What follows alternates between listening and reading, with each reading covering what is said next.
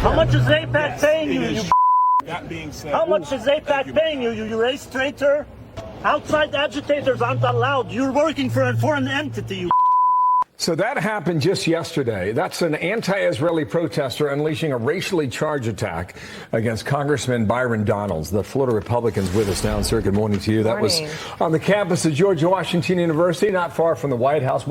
I heard, hey, how much is AIPAC paying you, you race traitor, among other things that I don't want to repeat. What was your experience there? What did you see and hear? Well, first of all, it's good to be with you. What I saw was you had a large amount of vile people like that protester and many others. They were shouting a lot of hateful speech towards Jews. Some hurled it at me, but that's fine. I'll deal with that on my own. But at the end of the day, what you have in these encampments, like you've reported, are a lot of people who are not students at these universities. They are using these protests as a way to gin up more fear, more intimidation amongst Jewish students and other students at these campuses who just want to go to school. And so it's really important for these universities to step up and to protect the students and not allow these outside forces to take over their institutions.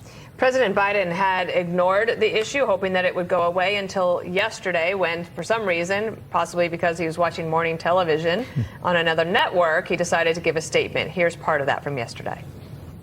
We are not an authoritarian nation where we silence people. Neither are we a lawless country. We've all seen images, and they put to the test two fundamental American principles. The first is the right to free speech and for people to peacefully assemble and make their voices heard. The second is the rule of law. Both must be upheld.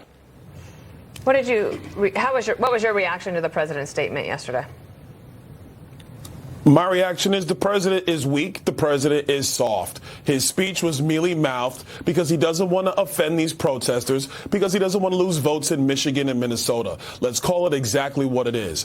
Free speech is protected, but what you cannot do is trespass. What you cannot do is intimidate. What you cannot do is violate the civil rights of other students in the process. That is exactly what's going on these universities. And because of his weak position and his weak stance, it's only going to encourage more of this.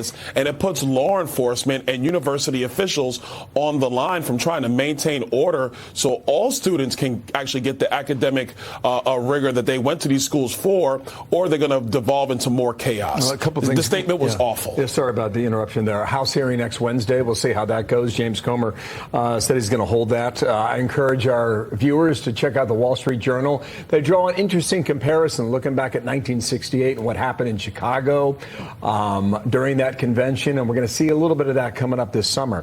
And Bernie Sanders alluded to it. Bernie Sanders now, okay? I just want to give this a listen here. This may be Biden's Vietnam. Lyndon Johnson, in many respects, was a very, very good president, and he chose not to run in '68 because of opposition to his views on Vietnam. And I worry very much that President Biden is putting himself in a position where he has alienated not just young people, but a lot of the Democratic base. There's a lot there, sir. Which one do you choose to respond to? First of all, what Joe Biden has alienated is most of America with his terrible policies, whether that's here at home, inflation, our massively open southern border hurting all Americans, or it's abroad with a failing foreign policy that has us on the brink of World War III.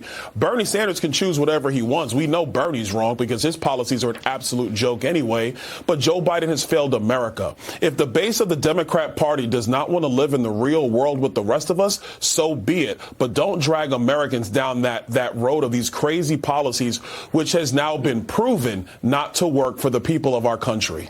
Let's leave on a high note. Listen to these patriotic demonstrators singing the national anthem at Rutgers. Say does that star-spangled banner yet wave for the land of the free and the home of the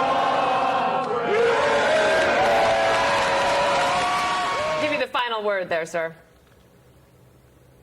Love it. And I would encourage all of these students at these campuses to be bold and stand for what's right, stand for our country, and stand for the civil rights of all students. If students stand up and take back their campuses from these agitators, the agitators will quickly see that they are vastly outnumbered. I love it. We need to see more of it.